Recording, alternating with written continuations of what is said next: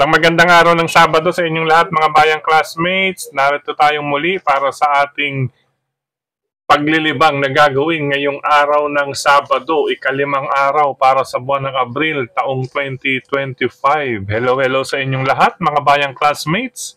At hari naway mga nasa mabubuting kalagayan at kalusugan kayo sa mga sandaling ito. Araw ng Sabado. Bago tayo magpatuloy, pasensya na po kahapon. At nawalan tayo ng tokis. Nawalan tayo ng tokis. Di ko napansin. Naglobat ang ating mikropono. Ayan.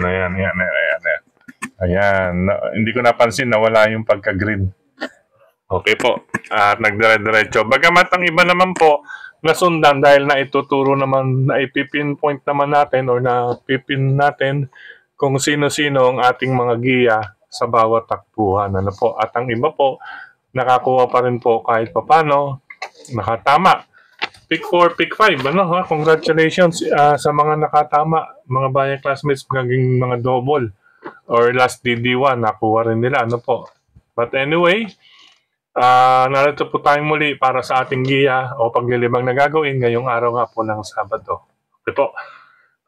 Welcome po muna sa ating mga bagong classmates, mga bagong subscribers dito sa ating channel. Welcome po at maraming salamat sa inyong pag-subscribe at hari nawa.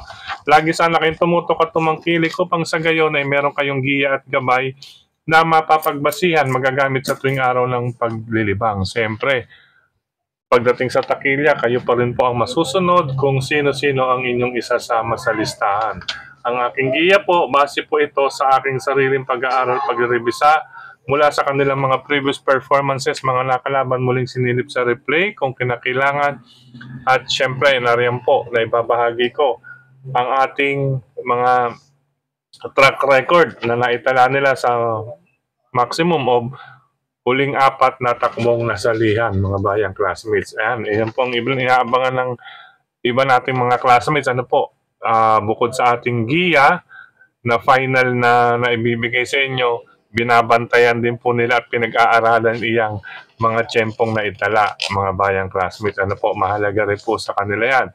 Kaya ang iba po dito, sa ating mga classmates na nakakapanood o sumusubaybay dito sa atin, kahit hindi ko po naibigay ang numero o eksaktong numerong lumabas o manalo, ay nakukuha nila dahil sa mga tiyempong na itala or base sa paliwanag natin, lalo na po kapag binanggit natin na question de la base, medyo umiilag na sila or nagpupunta na sila sa ibang kalahok. Okay po. Marami pong salamat sa inyong mga bayang classmates. Okay po. Medyo humaba tayo pero maikli lamang po ang ating giya sa araw na ito. Ayan po. Starting off with race number 1 tayo, mga bayang classmates. Start ng winner take all covers races 1 to 7, 1,400 meters, isang 3-year-old maiden race. Mga placer, nakatikim na po ito ng premyo na pagdating sa timbangan. Nakatikim na ng mga premyo ito pagdating sa timbangan from 2nd and 3rd. Ayan po. Sa karerang ito, single po ang inyong lingkod, number 1. Orient Express, nagagabayan ni Jeffrey Tagulaw Sarate. Nag-barrier siya netong last month lang, March. Ang uling takbo niya, ayan po, December 8. 1 minute 27, November 26 or November 24, 1 minute 29, November 10, 1 minute 29.2. Meaning, bumuelo siya rito mula sa kanyang novato run dito, 29.2, 29, nag-27 sarado last December 8. Ayan po ang kanyang record. December 8, place, nametahan lang po yan. By ay photo finish. Head lang po nagkatalo, ang lumagpas sa kanya ay si Sunset Beauty. Ayan po, nakalaban niya po sa metahan, si Sunset Beauty. Yung panahon na yon ay 2-year-old maiden race pa lamang po sila, mga bayang classmates. Pero titingnan ninyo, ang uling 3 kwartos doon. 23, 23, 27.4. Meaning, malakas pa, malakas pa siya sa dalawang gitna or itong huling dalawang takbo para sa isang 3-year-old na mananakbo. 50.4. At tingin ko, nakabuelo siya ngayon after 3 months or 4 months na to. Dahil December po ang huling takbo, ngayon is April 5. halos 4 months ng kwenta na ito. Kaya matured na ito mga bayang classmates. Yan po ang dahilan kung bakit solo ako para kay Orient Express dito sa race number 1 with Jeff Frill, Tagulaw, Sarate. Isama lang kung may iba pa kayong pili kursunada mga bayang classmates bukod sa number 1, Orient Express, race number 1, 1-on-1. Good luck! Race number 2 tayo para sa pick 5 covers, pick 6 covers races 2 to 7. Ayan po. Class 3, 5 non-placer. Ito naman po yung pinakadulong grupo na, 1,400 meters pa rin ang distansya base sa huling 4 na track record at huling takbo. Itong si Flying Eagle. Napakainam. Sa totoo lang mga bayang classmates, 4 na beses or 3 beses itong nakwarto or 4th placer lamang na dumating. Alam na ninyo po ang ibig sabihin nun. Siyempre, pag hindi ka mapasok sa unang 3 darating sa finish line, ay matik, bababa ka or pag-aangan laban niya or pag-aangan laban ng kanilang mga alaga. Kaya dito, tingin ko nakatagpo na ito ng tamang grupo or makapitas ng panalo itong number 3 na si Flying Eagle. Nagagabayan ni John Sadia de Ocampo. Sa ganitong klaseng grupo, tamang bitaw lamang din po para sa mga ganitong entries na po dito sa grupong ito. Solo na lamang din ako sa kanya, Flying Eagle number 3 para sa race number 2. Good luck mga bayang classmates! Race number 3 mga bayang classmates para naman sa pick 5 covers races 3 to 7. 3-year-old and above maiden race placer. Ito yung mga nakatikim na po ng timbangan din, second and third. Ngayon, binasi ito sa kanilang, kaya siguro binasi ito sa kanilang earnings. Ayan. Ayan po, halos 3-year-old yan. Ito naman paliwanag ko mga bayang classmates pagdating sa 3-year-old, kaya 52, babae po yan. Pag lalaki, 3-year-old, 54. Kapag 4-year-old and above, ang babae po, 52 kilograms. Ang lalaki na 4-year-old ay 54. Yan. Pero parang parehas din, Ba't parang ganon? Dapat may allowance to dahil 4-year-old ito. Pero dapat ito 54. Tingin ko may correction dito. Kung babae si Manila Sound, ito ay 54. Kung lalaki, ito ay 56. Anyway, bantayan na lamang po natin ang announcement. Sa kararang ito mga bayang classmates, ayan po. May mga check, ang ganda. Depende po sa senaryo ang labanan na ito mga bayang classmates. Kaya ang aking maipapayo, ayan po, ang kanilang mga track record, ang aking maipapayo ay makibalita at magdagdag na lamang kung may iba pa kayong pili dyan sa mga nakacheck bukod sa aking dalawang bahagyang-bahagya. Number 3, alagang King Wash na sasakyan ng nagbabalik na si Paul Albert Trepe. Ayan, hari nawa. Makapitas kaagad ng panalo itong si Paul dito sa kanyang pagbabalik sakay sa ating bansa. Number 3, alagang King Wash. Ang tingin ko rito, isa sa mga nasa harapan na to, yun nga lang, kinakailangan tipong medya milya, papasok ng medya milya, last 800 meters, papasok ng 3 octavos, last 600 meters hanggang sa last quarter, ay doon na lamang siya magbitaw, magtira ng lakas dahil ang ibang kalaban niya ay pawang mga deremate. Kaya tamang bitaw lang para kay Paul Albert Trepe, sasakay niyang alagang King Wash. Iuna natin sa listahan mga bayang classmates. Pangalawa ko, itong kakatakbo lang sa isang novato run, 1 minute 30, na si number 6, Gentleman Bell, na sasakyan ni Topper Garganta. Ito naman si Gentleman Bell, sa 1,200 po yun, 1 minute 16 plus 14, kaya 1 minute 30 ko na ilagay o inilagay. Ang kanyang mga naging kwarto sa 1,200 meters ay 24.2, 23.8, 28, alalay na lamang din ito pagsungaw sa rektahan. Tingin ko ito may ibibigay din na ilakas ito dito. Pero syempre, yung iba pang niyang kalaban ay pawang mga batak na po sa actual race katulad ni 2, 4, 4A at ito na rin si number 7, may experience na rin. Good luck mga bayang classmates. Ulitin ko po, isama lang kung may iba pa kayong pili, kursunada, pakibalita bukod sa numbers 3 and 6 na aking top 2 choices dito sa race number 3. Tumako tayo sa race number 4. Yan, nasa kailaliman. Natutupi na. Tupi na rin natin. Race number 4, para naman sa pick 4, covers races 4 to 7. Ayan. Sa karerang ito, mapapansin natin, may dalawang 27 na po itong number 4. Siya nga po pala, ito nga po pala ang 3-year-old group race. Ayan. Mga nakatikim na ng panalo ito, mga bayang classmates. Tingin ko karamihan dito, or maski dun, sa naunang mga may 3-year-old, ay mga contender ito, or mga nagbabatak na po, nagsisimula na pong magbatak or mag-practice para sa nalalapit na simula ng Triple Crown para sa taong ito. Yan, magiging contender sila. Yan, ayan, nakalagay po. All 3-year-old contender sa ngayong taon, 2025, para sa Triple Crown, sa Hopeful at sa locally bred. Yan. And siyempre, kikilatisin din ng mga connections kung saan sila nararapat isali dyan sa tatlong iyan. Ayan po, mga bayang classmates. Tingin ko, napakarami ng entries natin ngayong taon para dyan sa tatlong malaking karera na magsisimula buwan ng Mayo next month, mga bayang classmates. Anyway, race number 4, solo nga ako, number 4, Lilibel, nasasakyan ni Jonathan Vasco Hernandez. Nabatak na ito, mga bayang classmates. Ito, nung uling takbo niya, 1,600 meters yan, 1 minute 30.4. Siyempre, alala yan, medyo may kalakasan ng laban. Pero as per record niya, ay may 1 minute 27 something din po siya sa katawan. 127.2, 127.6,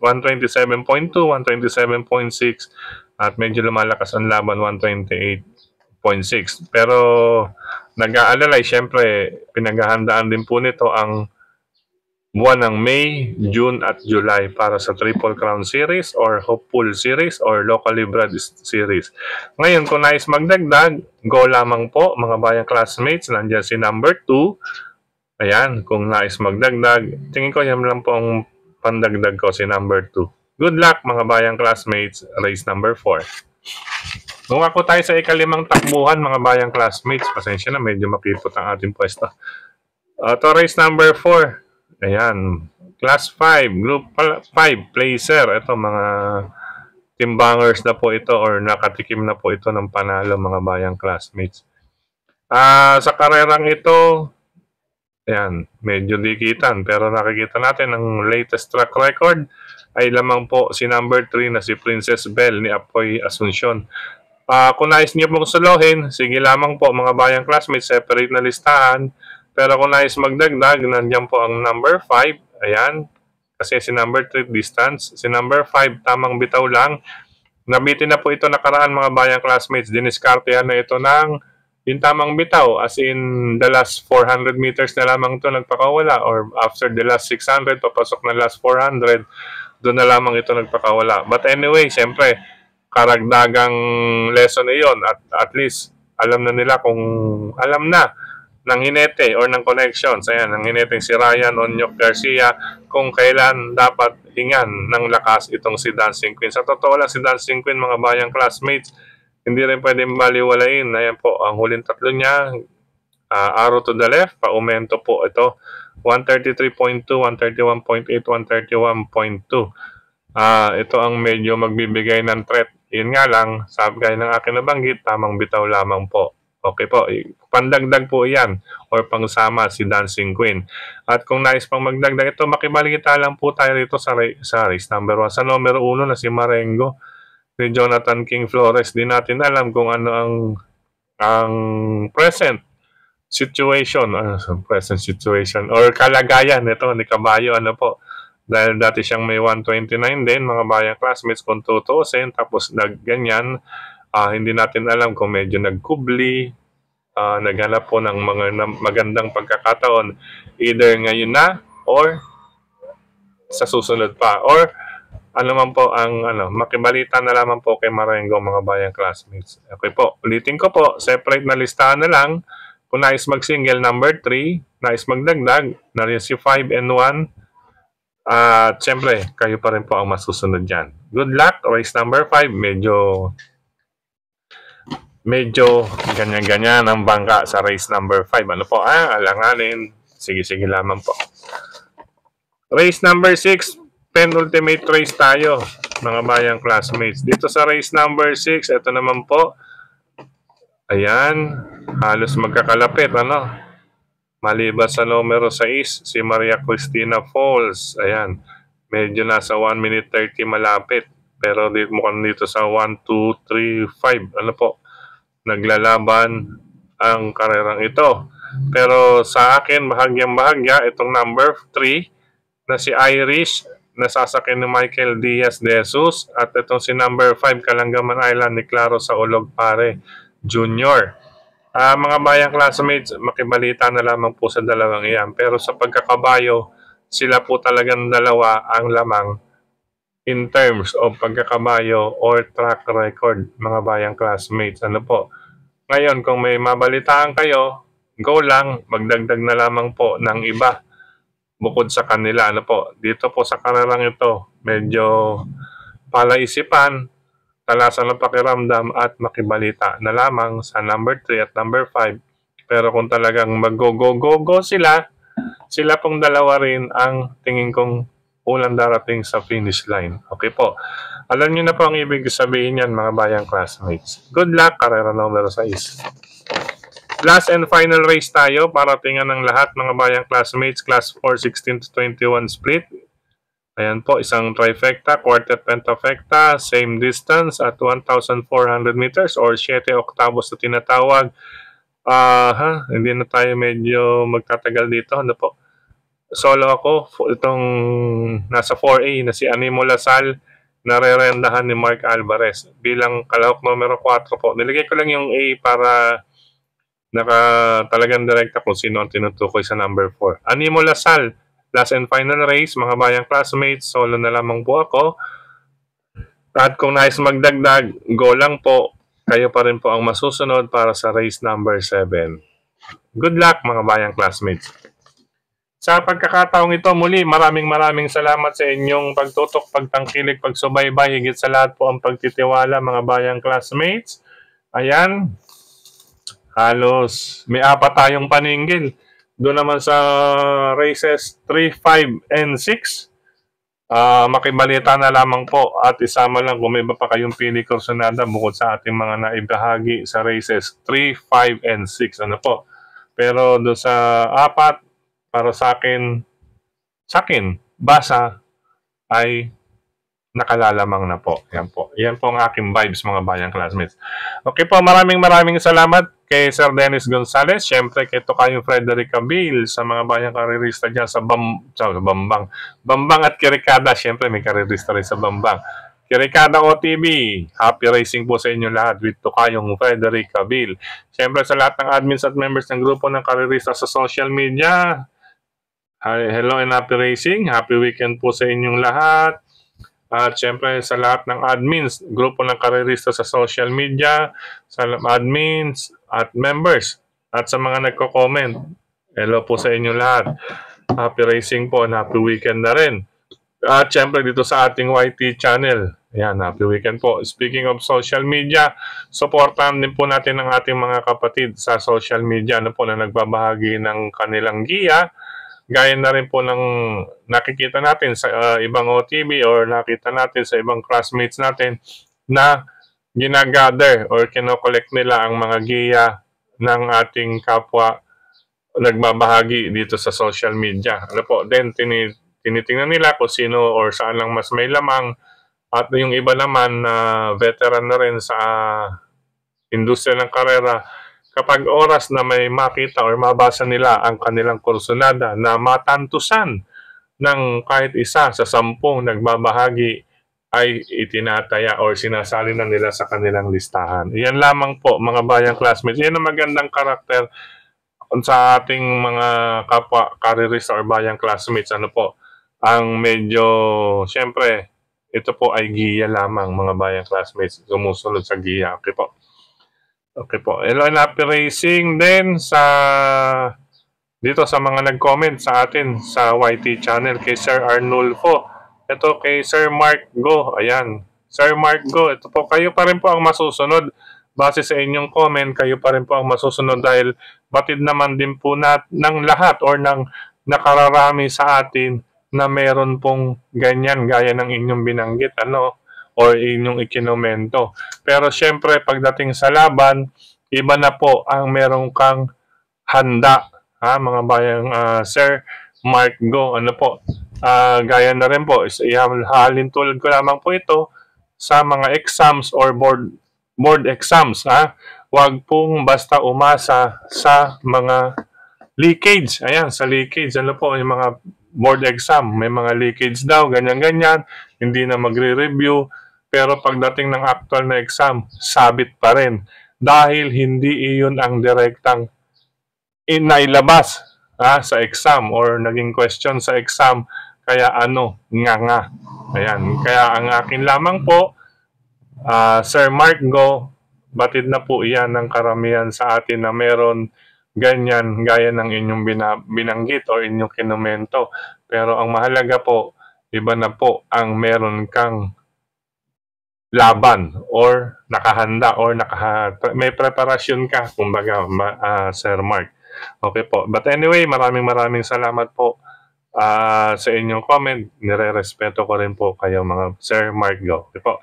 Hello, Napi Racing pa rin kay Sir mga sumusunod, kay Sir Julio Bayambong, Brother Jeff Escultura, Miguelito Luistro, Sir Nestor Gavino, kay Sir Gilberto Jerry de Guzman, hello po sa inyo, Sir Benjamin Cabanya, Sir Dan Caballero, Sir Reynaldo Docusin, hello po, Sir Renato C, yan, maraming salamat, kay Brother Louis, Sir Roderick Gabantino, Eduardo Centenaje Jr., Miksuk pala, Mikmik to rin yun parang kakainin na powder, Mikmik. Yan, tinda namin yan sa sari-sari store sa Blooming Treat pa ako. Ngayon din kay Sir Rolando Reyes, maraming salamat. Rams Geya Loan. Yan.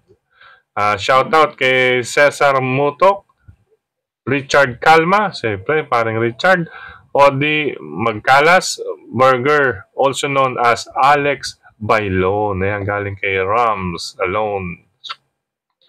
Hello, Napi Racing pa rin kay Sir Vicente Paina. Ayan, kay Brother Jeff Escultura pong muli, Brother Lester. Ayan, Lester TZY. Kay Sir Reynaldo Barcelona, hello po sa inyo. J. Mondiego, ayan. Romulo Abugan, Daniel Singabol, ayan, maraming salamat. At siya nga po pala, happy birthday sa mga sumusunod. Kay Raymond Sagon, ito po yung aking nakatuwang sa kwadra nung ako po may hawak ng kamay dyan sa Carmona, Stable 8. Ito po si Raymond Sagon, happy birthday sa iyo, Mon. At syempre, hello rin kay Tatay Andres Sagon at kay mama niya, at syempre sa mga Sagon family, hello po sa inyo. Gayun din, hello, happy birthday pa rin, belated, kay Brother Rolly Parungaw. Ayan, happy birthday sa iyo ulit, Brother Rolly Parungaw. Gayun din kay Engineer Ernesto Jun Agco Jr. Syempre, ang pagbati sa iyong mga kagrupo dyan. Kababata sa Emhison, Laguna Street, kami po, childhood din yan. Engineer Ernesto Jun Agco Jr. Belated happy birthday. Gayun din kay Brother Vince Palos Nugid, happy birthday. Gayun din kay Insan Ses Dulos at itong classmate natin na si Faith Lopinto Gonzaga. Classmate natin to nung college dyan sa UE Recto College of Business Administration, major in accounting. Ayan po, naging kaklase natin iyan dyan sa UE Recto. Sa pagkakataong ito, yan, shoutout na itong mga classmates natin. Mula sa Silang Cavite na Bayang Classmates, ito po, galing sa Bayang Classmates, shoutout kay Vice Mayor Paulo Crisostomo, galing sa Bayang Classmates ng Silang Cavite. Siyempre, sa Bayang Classmates naman ng Caloocan, ito naman po, shoutout galing kay Cap Boy Celso de Leon at kay Kagawad Boyet Tubise. Siyempre, for mayor nila, si Mayor Sunny Trillanes. Ayan po, siyempre, nandyan din si Cap Don Barry Alde sa kabilang grupo naman po with for mayor Along Malapitan. Gayun din po, dito naman po sa lungsod ng Valenzuela, syempre, wala pong iba kundi ang Red Team, Solid Red Team. Gayun din po ang inyong lingkod, Solid Red Team din po. Gayun din sa mga bayang classmates natin dyan sa Makati. Ayan, sa lungsod ng Makati naman po at syempre mula sa MHP, dyan sa Barangay Bangkal, lalong-lalo na po sa Barangay Bangkal, syempre, Consi Ferdy Eusebio po. Ayan po, District 1, Barangay Bangkal, Makati City. At syempre, kay Ma'am Abby Binay. Ayan po. At syempre, sa Manila, ayan, Sampaloc, syempre, sa Maceda po tayo dyan. Sa mga batang Sampaloc, syempre sa Maceda family po ang ating support dyan. At syempre, pinapa-shoutout din yan ng mga classmates natin. Ganyan din sa District 4. Siyempre, shoutout mula sa mga bayang karerista dyan sa District 4 kay Kuya Mark Ryan Ponce. Yan, supportahan po natin yan. Supportado rin po yan ng ating mga bayang classmates. Ang lahat ng pagbating yan o pag-shoutout ay mula sa ating mga bayang classmates. Okay po. Paalam pansamantala, kita-kits bukas mga bayang classmates para sa ating weekend races. Sunday races po. 7 races pa rin po. April 6, 2025. God bless you all. I love you mga bayang classmates.